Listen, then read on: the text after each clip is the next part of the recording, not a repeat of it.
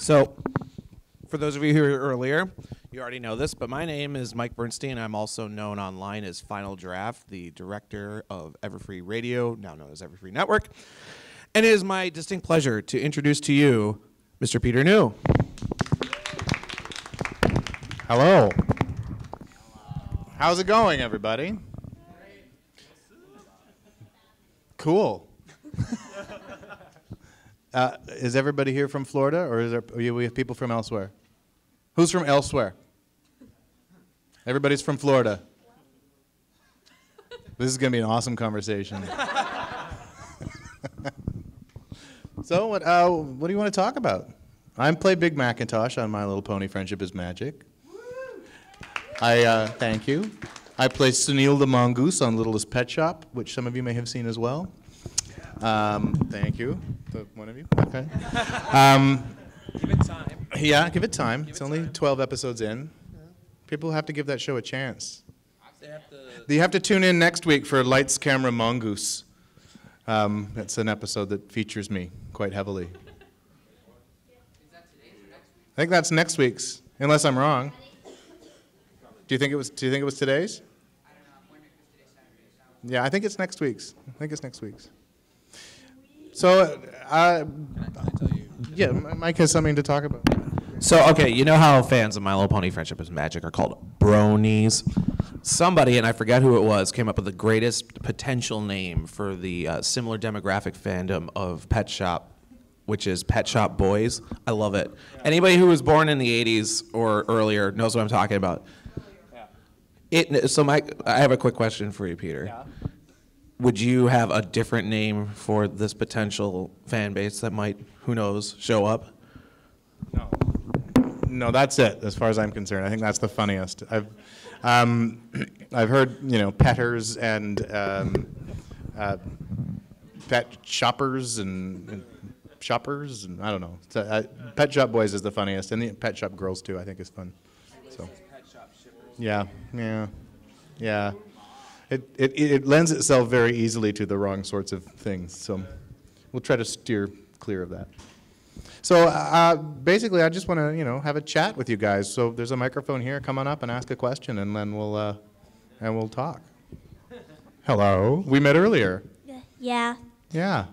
So my question is, who's your favorite character you've ever played and why? Who that I've ever played and why? Yeah. Probably Mary Frances the pig on Littlest Pet Shop. It was only in one episode, but it was a gag I really enjoyed where this pretty little pig comes in and speaks like this. So, that was just entertaining as all get out to do that. Did you practice that a lot? No, that comes naturally to me. Other than that, I adore Big Macintosh. I adore playing that character. What was your reaction when you found out that instead of the standard demographic that expected for ponies, like 8, 10-year-old girls, you find, say, 23 to 30-year-old guys enjoying it? Well, what was your reaction to it? Okay, I will take you through it. I think at first one raises an eyebrow, right? One says, "You what? That's weird," and you think there's something wrong about it or something strange about it, right? Like denial, anger. Yeah, right, exactly. But brief exploration of it, I started coming to these conventions. I did, started looking at bronies online, and it became really clear to me that it was a very genuine affection for the show. I think the assumption is that there's an irony in it, right? The assumption is that you like Fluttershy, but it's like, yeah, Fluttershy, haha. But it's like I really love how genuine the affection for the show is, and that is really inspiring.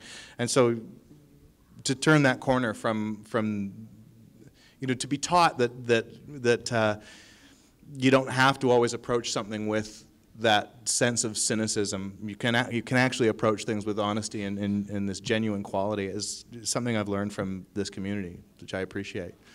I sort of rambled, but is that the answer?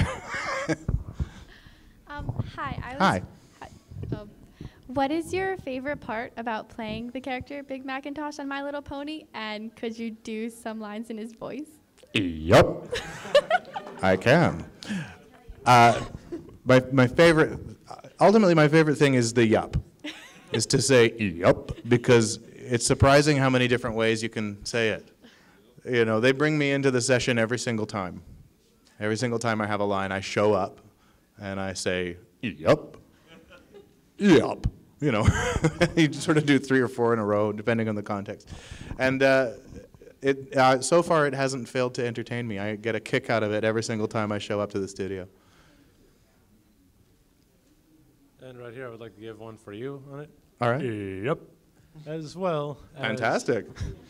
As well as I'd like to ask, do you find any way that you can relate to the character that you play in the show of Big Macintosh? Yes, always. I like Big Mac's. I think he's a very wise character. I've heard some people say that they think he's kind of a dope, but I don't think so. I think he's very bright in his way. I think it's, you know, country wisdom or something. But I think that he's able to sum up an opinion and a position with a word, and cause the other characters to reflect on themselves and on what they're doing.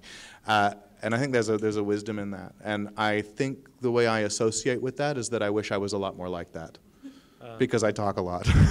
like in Ponyville Confidential, when he scolded the Cutie Mark Crusaders. Mm-hmm. That's one of my very favorite pieces of writing in the whole show, when they have that switch up, when Applejack just says, yep, nope, and Big Mac tears a strip off. It's one of my very favorite pieces of writing. I think it's very bright, and I was delighted to get that script. Almost sounds like you're detailing a towel. I know. Sorry, hi. Yeah, the towel of Big Mac, yeah. Hi. I know that there's been a few episodes where Big Mac has been in. Out of all of them, which one is your favorite? Oh, probably Hearts and Hooves Day, really. I knew it. That's my favorite one. Yeah, I think my favorite moment is probably the one we were just talking about with the switch up with Applejack. But I think as an episode, Hearts and Hooves Day, because it was just such a kick. It was so fun to do it. Was it Nicole's favorite? Is that what she said as well?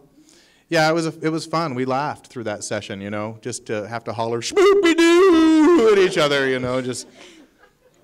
You get to do these ridiculous things in my line of work, and that was one of the best. So, thank you.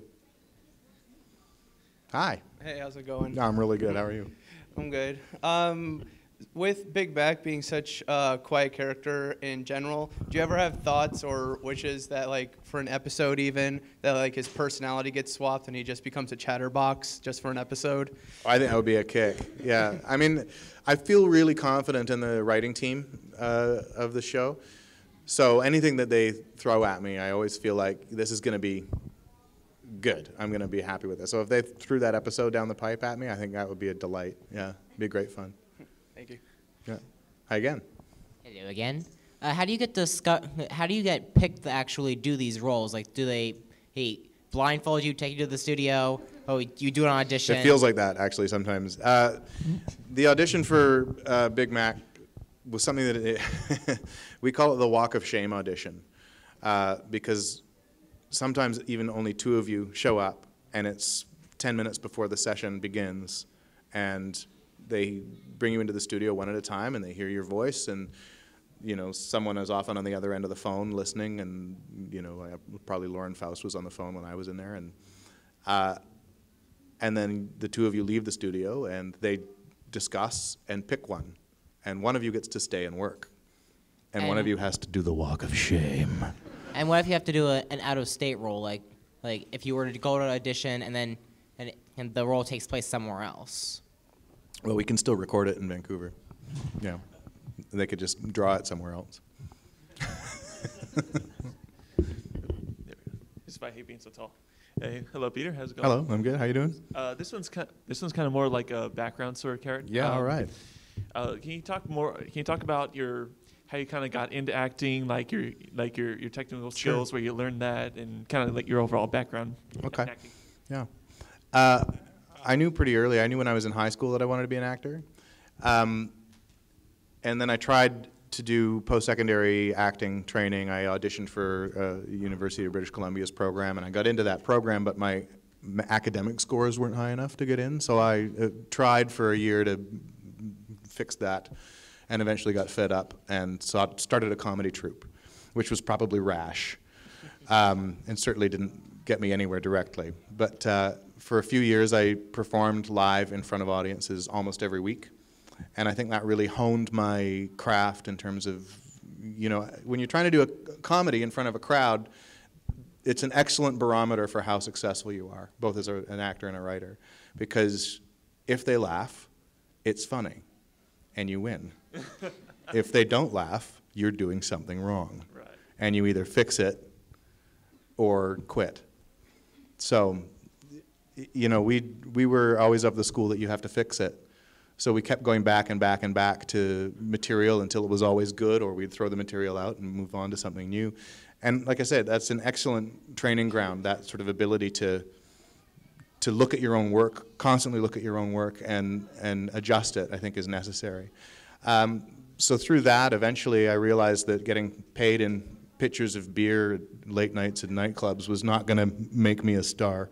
I decided I'm going to, you know, stop doing this and get an agent and actually pursue small roles on television and things like that. I actually thought I was going to get into voice right away because I figured I had all the voices from doing all the comedy shows. Right. But the agent I picked up was like, you need to get headshots, dude. You're going to work immediately. And I thought, no, look at this. Ridiculous. It's not gonna, I'm not Brad Pitt. I'm not going to get on TV. And, of course, I did right away because they actually do want people that look like characters. And so from there, it was just a matter of attrition. I just kept at it and then keep going to the auditions and keep getting the work.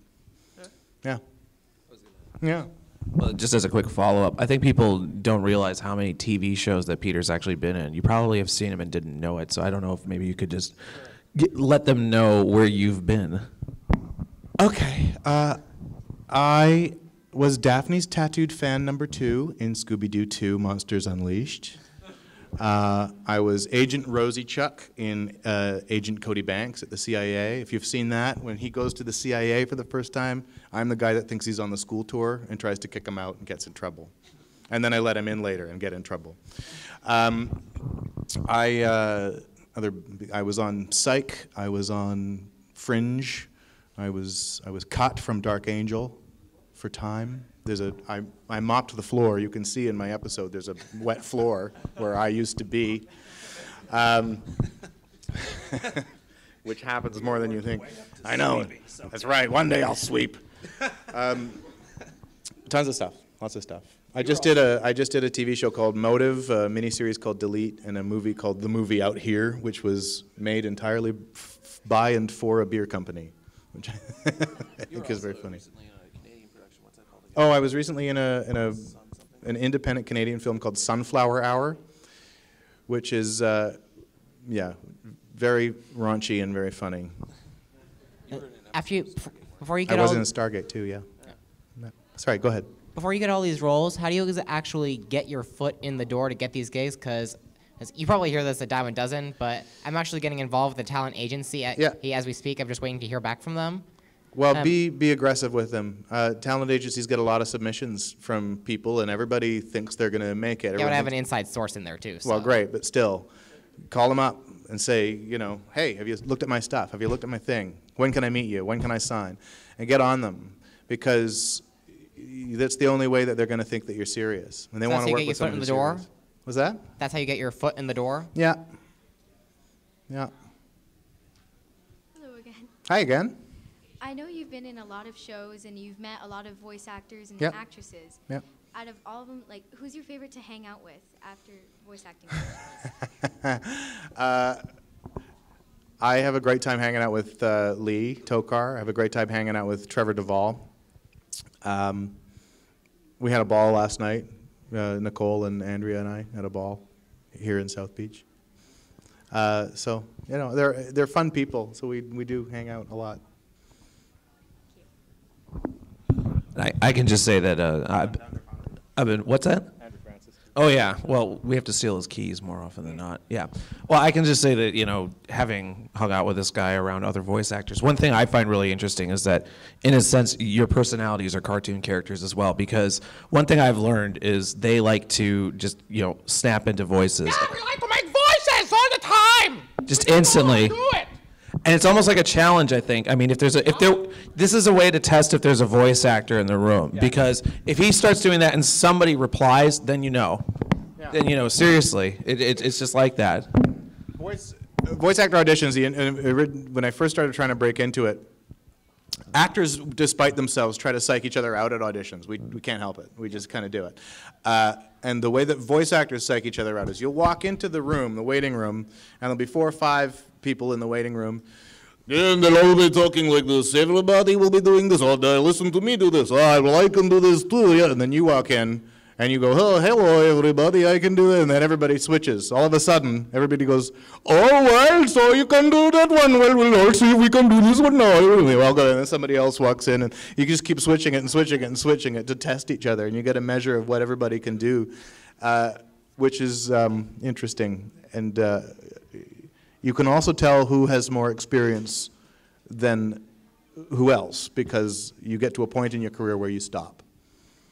And you can see them coming in and doing all their voices and doing their practice and psyching each other out. And you just kind of sit back and go, yeah, welcome to the fold. You know, we can all do it.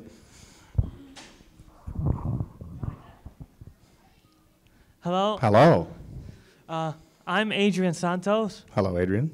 Also known as Great Dragon AD on Twitter and Hey, right on. How are you? I have a question. Sure.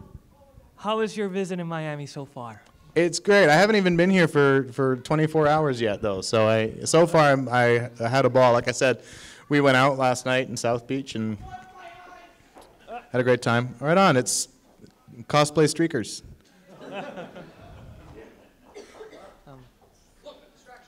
That was fantastic. Wow, what were we talking about? So, yeah, we had a great time. We went out, and I love Art Deco architecture, so I was walking around there taking some photos, and so far it's great. I'm having a ball. But the lion's share of it's been inside this building, so this is like many other buildings. Also, I have something for you. Oh, you do? Come on.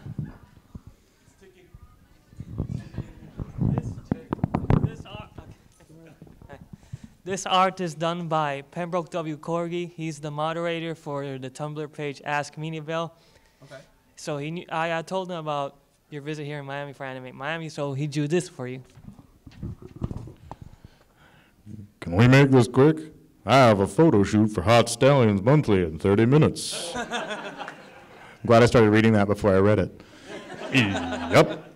That's awesome. It's a beautiful picture. Thank you so much. Look at that. Huh? Thank you.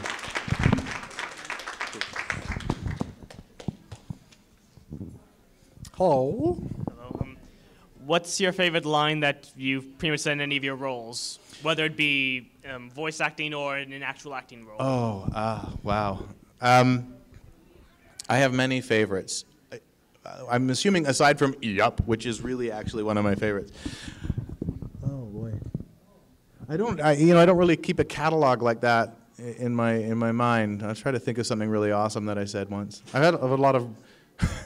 I played a character called Whale Boy in a comedy sketch once, and basically Whale Boy spoke like, which was really fun to do, and then was subtitled in you know. Yes, I did. I don't like her at all. See? Voice actors in the room, see? Now we can all wail. That's right. Bobbit, can you wail in German? See, he can do it. All right, next. Hi. I'm Oriana. I just want to know, do you think Big Mac and Charlie should happen? I think that whatever the writers have in store for us is going to be gold, and I don't know what that is yet. My hopes are ultimately irrelevant. Poor fandom. Sorry. Well, and of course the fandom for a long time presumed it was going to be Fluttershy and Big Mac. And one of my favorite pieces of fan art I ever saw was it looked like a sunken, hulk of a ship, and it just had the SS Fluttermac on the side of it. Anyway, well, I have a quick question for you. One thing a lot of people forget is that Peter and a lot of the MLP voice actors actually have done a lot of anime roles as well. So I wanted to know if you could kind of detail a couple of the anime roles, because I know that you were a villain in Inuyasha. You were also, in several other programs. So maybe just a bit about that. I've been a few villains in Inuyasha ultimately, because I'm one of those actors that in anime mostly I was often brought in to do the villain of the day for an episode, or a couple of, I was the hair demon in an episode of Inuyasha, and the hair demon, if you'll recall, Inuyasha fans, sounds like this. So thank you, I know. And I was Chokyukai in that show, and there was sort of this whole series of animes that came through, Hikaru no Go and Star Ocean EX, and I was Ian Vashti on Gundam 00, who was basically the tech on that series that kept the Gundams working. And then I was a bunch of characters on the Powerpuff Girls one that no one likes, the one that yeah. Yeah, well, the anime one, yeah, that's the one, Powerpuff Girls Z. Yeah. Oh, yeah. Yeah, that one. Yeah.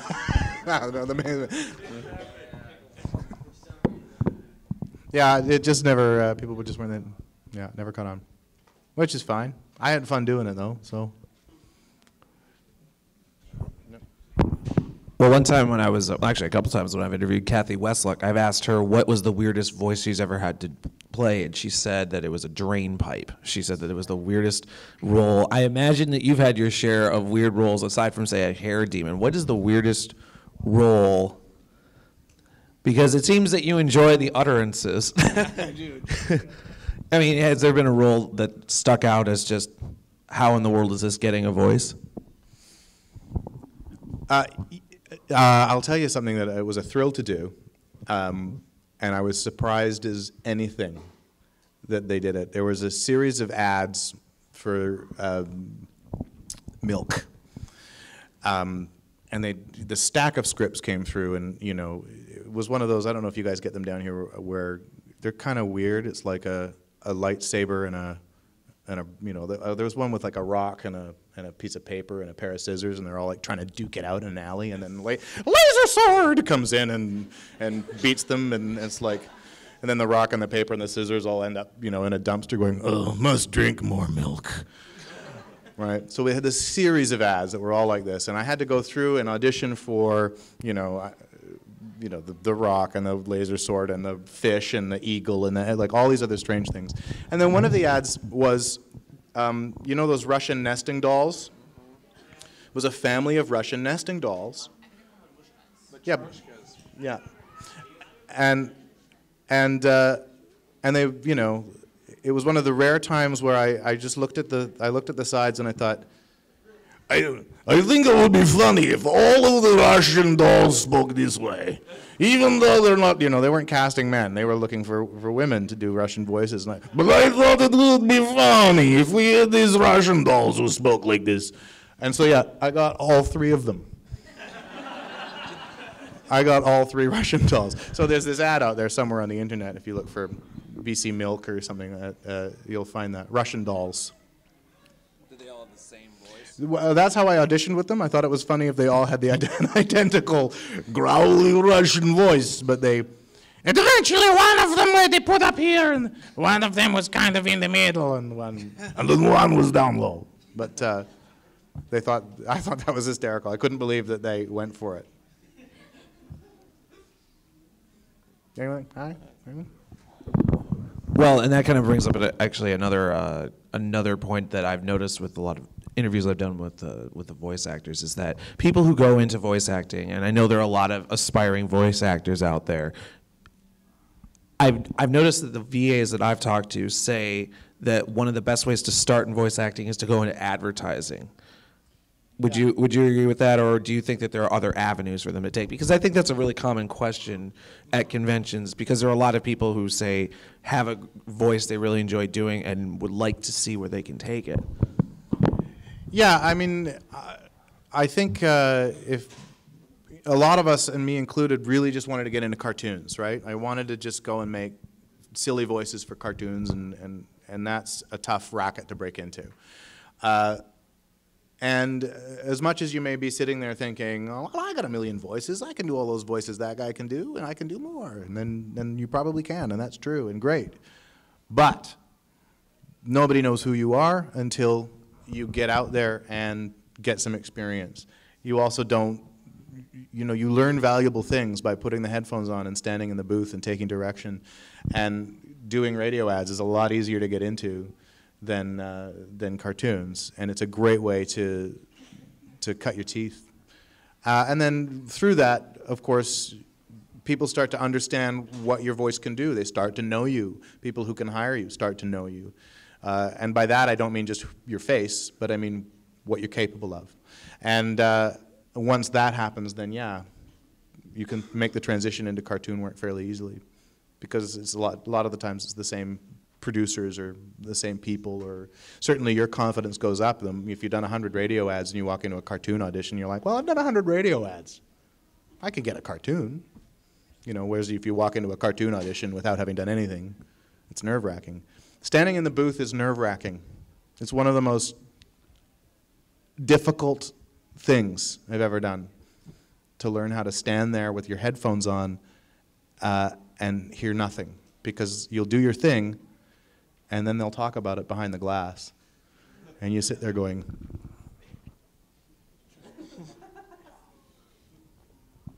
and then they just come back on and say, okay, let's just go it again. It took a long time to realize that mostly what they're talking about is, did we get that, or did you forget to press the record button? Yeah, I forgot to press the record button. Okay, well, should we get it again? Because it was pretty good, though. Yeah, it was pretty good. When do we get it? And they go again. It's got nothing to do with you. But, of course, you don't know that. You take it personally. The silence is deafening. What was your very first gig, and how did you get it?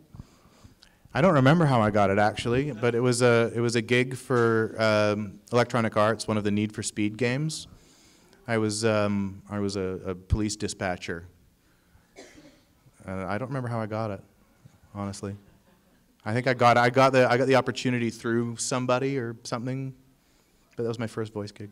Have you been in any other video games? I've been in other video games, yeah. I've been in Warhammer, Dawn of War, and various other things, Scarface, stuff like that. Hi. So I have a couple questions for you. Yes.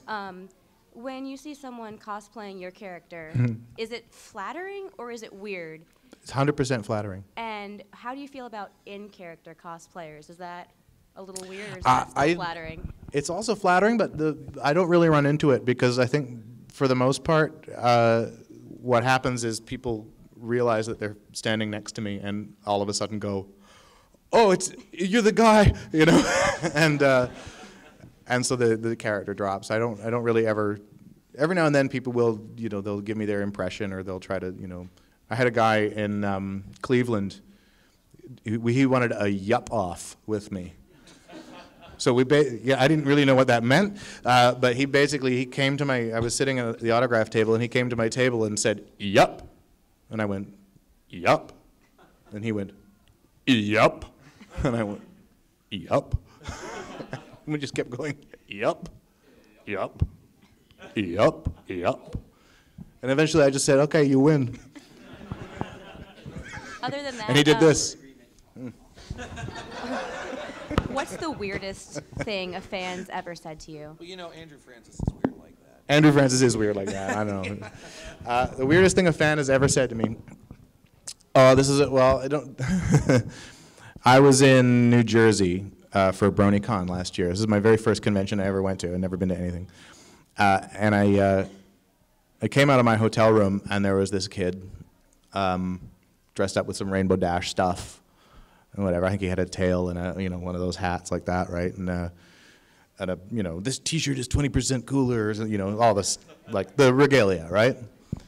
And I came out of my hotel room. It was the end of the day. I didn't have I had my thing in my pocket, but so we're standing in front of the elevator together, and he looks at me like, and I go, and he goes, you you don't have any idea what this is about, do you? And I said, you don't have any idea what this is about, do you? And all of a sudden he goes, and I pulled my little blue badge out. He's like, oh no, that's blue, that's blue. Showed him my name and he flipped out. It was very funny. And we rode the elevator together, and we've been pals ever since online, so.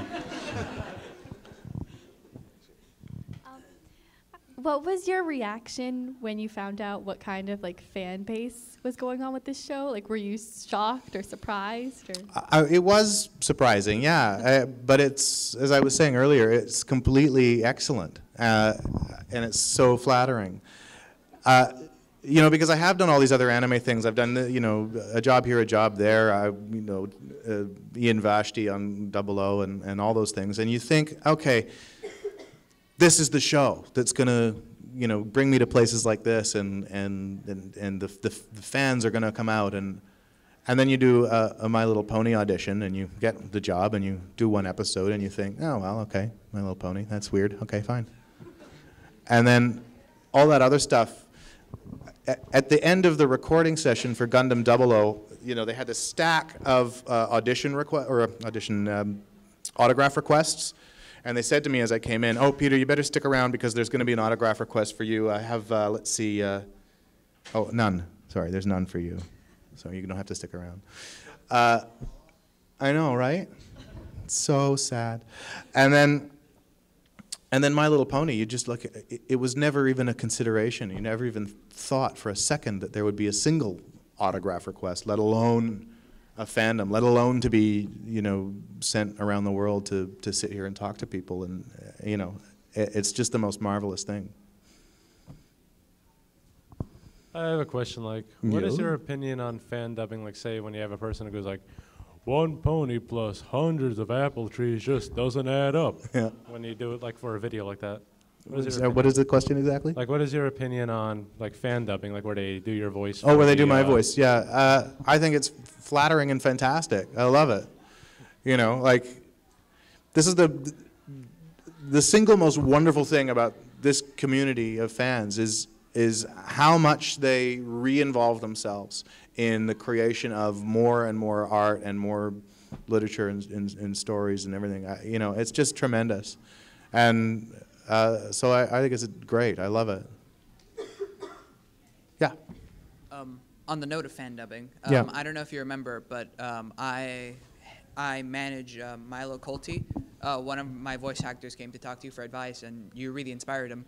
So I just wanted to thank you on his behalf. Okay, great. Who is that? Shim, maybe Shim. you know him by. He was voicing Dustshine, which is Twilight Oh, Sparkle. yeah. And you gave him some really good advice, and I just wanted to thank you on his behalf. Oh, well, good. Tell him you're welcome on his behalf. And my question is, what is the favorite thing you've seen at this convention so far? I haven't actually had a chance to see too much. I walked in and they sat me behind a table, and then I came up here. So far my favorite thing is sitting right here and looking at you, talking to you guys. All right, thank you. Thank you. But I'm sure there's going to be gold downstairs somewhere. I just haven't had a chance to go look for it yet. A trivia question. What would you say is your least favorite movie of all time? My least favorite movie of all time. And you're going to write it down. Yeah. This has to be right. There was an independent film. Yeah, there's an independent film I was in called Sunflower Hour. No, what? There was an independent film, I think it came out in about 1978, called Look, Comma, a Moose, I think it was. Oh, really? Do you remember that film? Yeah, Look, a Moose. No, I would be happy to say, no. I'd be happy to say a film I really despised. A film well, you know what? I don't know. I don't really have a least favorite, but I'll tell you, I walked out of Jay and Silent Bob Strike Back. I thought that was bad. Yeah, I didn't like it. Yeah, I know that's gonna win me friends and lose me friends. I know. All right. Okay, thank you. Good. Maybe you can. I'd be willing to be convinced. I'm always willing to give things another shot. Yeah, I saw them all. It was the movie where I realized that I'm really just not the hugest fan of his movies. I've liked a couple of them, but for the most part, I think they're yeah. No offense to Kevin, you know, I admire his career, but not a big fan of his films. Hi. I do. What for him. roles have you auditioned for but haven't gotten? Oh, well, they say that you get 1 out of every 25. So the list is far too long for me to possibly even begin. I got an audition for, do you remember the guard in X-Men 2 who gets ripped apart by, he gets metal in his veins, and he's used by Magneto he rips him apart to escape from the plastic jail. I went out for that. Didn't get it. Thank you. You're welcome. The more I think about it, the more there'll be. Expanding on the one from before. Sure. Or what was one you auditioned for, you really, really wanted, then you found out you didn't get it, and you were pissed off beyond all reason, or just sad? I thought I did a terrific audition for a role in a movie called, I'm not going to remember the whole title. It begins with Afghan Luke. And I don't know if anyone's really going to ever hear of this movie, but I just remember doing such a good job at the audition. And I was really convinced, just absolutely convinced I was going to get it. And then I just heard nothing. And that happens a lot. It's tough, you know. You got to be ready for that. And again, you take it personally, right? To not get things. We've got just a few more minutes, but one thing I wanted to bring up too that you started talking about. Yeah. No. Listen, you guys. That coffee does wonders, doesn't it? All right. Anyway, one thing I wanted to bring up that I think is kind of interesting, especially because I think the majority of the people who are in this room here are bronies or know the brony phenomenon, and generally bronies come from the internet. Bronies here? Yeah.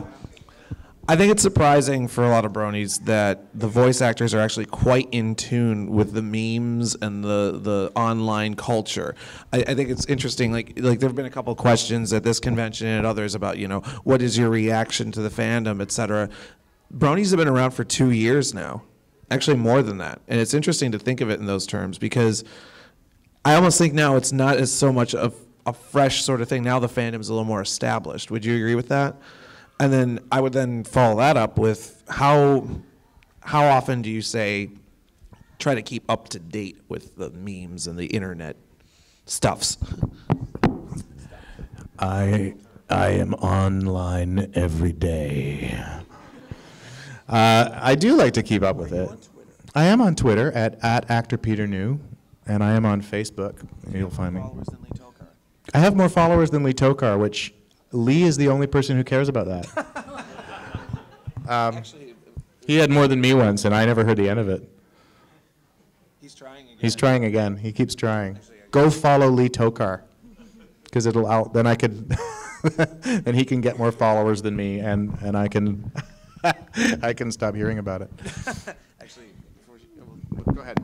Hi. Hi. I just wanted to ask if you will be watching the Brony documentary that is supposed to be coming out today. Is it? It's supposed to be. It's not out yet, though. Yeah.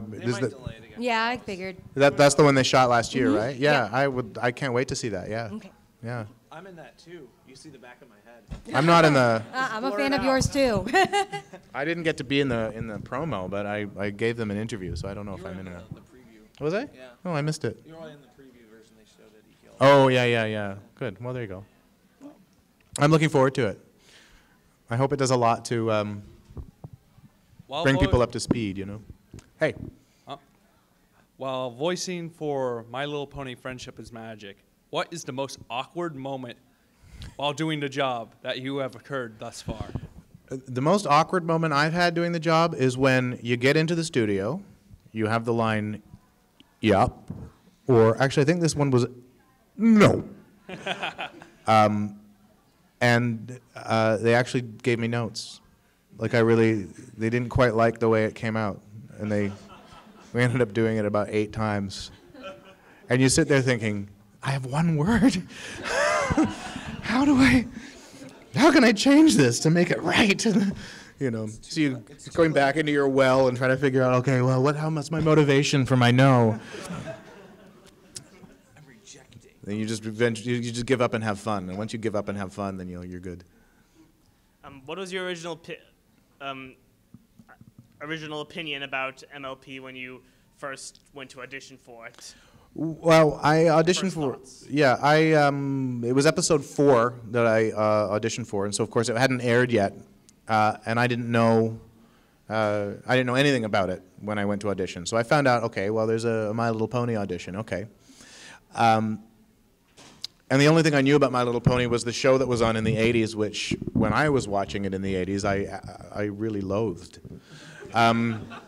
But that made sense because it was very girly, and I was a boy, and I saw this thing, and it wasn't the same thing that this show is, and I couldn't wait to turn it off whenever it came on. It was the one. So you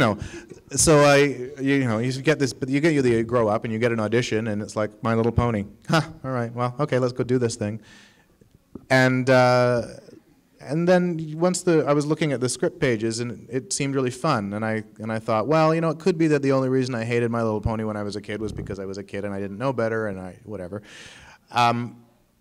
And so you kind of look at it again and go, well, I'm a professional and I've grown up and I need to give this thing a chance. And so you start looking at it and seeing that there's a great sense of humor in it, and seeing that there are really strong characters in it, and the more I worked on it too, the more I realized that it was just a ball to do, to go to the sessions and you sit there with all the actors, stand there with all the actors, and everybody's having a great time, and the scripts are fun, and the more I did it, the more I realized I liked it. So, hi.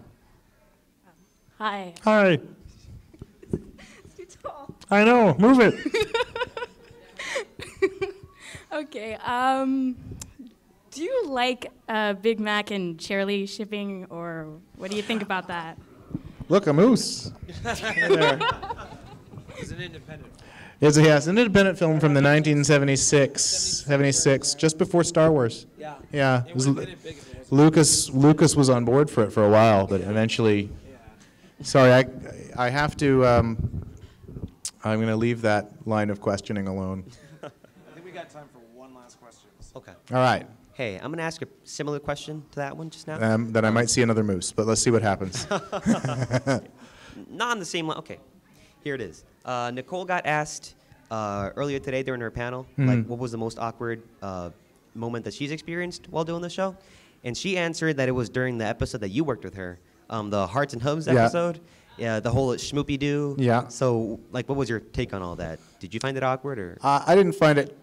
What I found awkward about it was the first time really that Big Mac had said too much beyond yup and nope. Obviously, I talked about apples in the beginning, and I said AJ once, and so there was stuff, but it was the first time I'd really had to attack a huge number of lines. He was also calling things out, which the character had never done before, and I'd just become aware of this community and realized that what I was doing had an effect. Mm-hmm. And so I was really feeling a pressure to do it right. I don't mind saying schmoopy-doo and stuff like that. I get a kick out of it. It's great fun. It's part of why I like to do the job, is because I get to make hair demon noises and Russian doll voices and whatever, and so saying silly stuff is part of why I do it. So that part wasn't awkward, but for me, I was just really aware that people were going to listen to it, and usually you kind of act into a vacuum most of the time, but with this show I don't. This show I'm really aware. Quite a few lines a couple episodes later when it was the Ponyville Confidential episode where it was, remember that? Yeah. So yeah. All right. And Thanks. same thing. Yeah. Thank you. Yep. Well, I think that just about does it. Thank you. Everybody, Peter knew.